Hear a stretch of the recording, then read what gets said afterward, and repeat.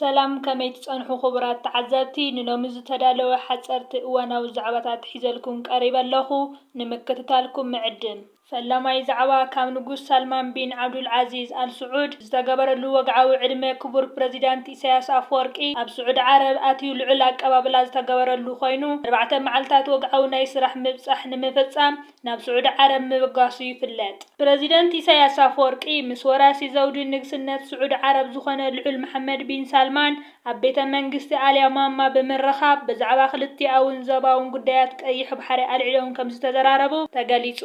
አገልግሎት ዜና ስዑድ ዓረብ ኣብ ዘውፅኦ ጸብጻብ ክልቲኦም ወገናት ነቲ ዝጸንሖም ምትሕግጋዝ ከዕብይዎ ምዃኖምን ብፍላይ ኣብ ልምዓትን ንግድን መድያት ምዃኑ ይጠቅስ። ብተወሳኺ ንጉስ ሳልማን ኣብ ሓበራዊ ረብሓን ዝተሰረተ ምውቕሕውነታዊ ዝምድና ስዑድያን ኤርትራን ብምጥቃስ ሃገሩ ሽርክነታዊ ዝምድና ምስ ኤርትራ ንምዕዛዝ ዞባዊ ሰላምን ጸጥታን ንምርጋጽ ግቡእ ሓላፍነት ክትስከም ዘለዋ ቅርብነት ኣረጋጊጹ።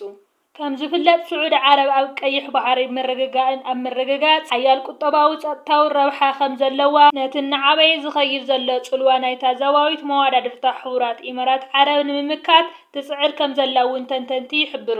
ኣብ ቀርኒ ኣፍሪቃ ኩናት ሓድሕድ ሱዳን ውሽጣዊ ዘይምርግጋእ ኢትዮጵያን ኣብ መንጎ ኣስመራን ኣዲስ ኣበባ ዘሎ ወጥርን ኣብ ሶማልያ ዝቕጽል ዘሎ ዘይምርግጋእ ከምኡ እውን ኣብ መንጎ ሪያድን ኣቡዳቢን ዝካየድ ዘሎ ውድድር ነቲ ዞባ ናይ ቀጻሊ ዕልውላውን ስግኣትን ሸሚምዎ ከም ዘሎ ይግለጽ።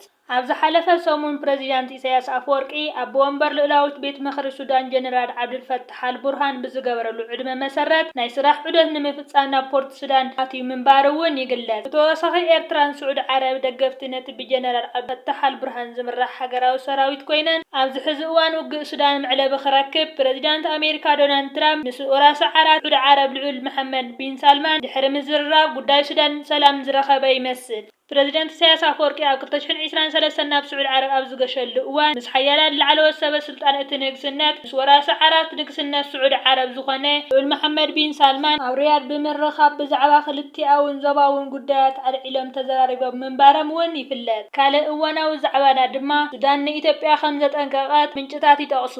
ሰራዊት ሱዳን ብወገን ምብራቕ ብፍላይ ድማ በቲ ምስ ኢትዮጵያ ዘዳው ከባቢታት ሓድሽ ናይ ውግእ ክኸፍት ከም ዝኽእል ግምታት ተቐሚጡ ይሰርሕ ምህላው ተገሊጹ። እዚ ዝኾነሉ ዘሎ ድማ ሓይልታት ዳዕሚ ኣልሰሪዕ ብወገን ኢትዮጵያ ደገፍ ረኺቦም ወተሃደራዊ ማዓስከር ተገይሩሎም ኣብ ኢትዮጵያ ተበጊሶም ንሱዳን ብወገን ዞባዊ ሰማያዊ ኒል መጥቃዕቲ ክፍጽሙ ይኽእሉ ምዃኖም ይግለጽ ኣሎ።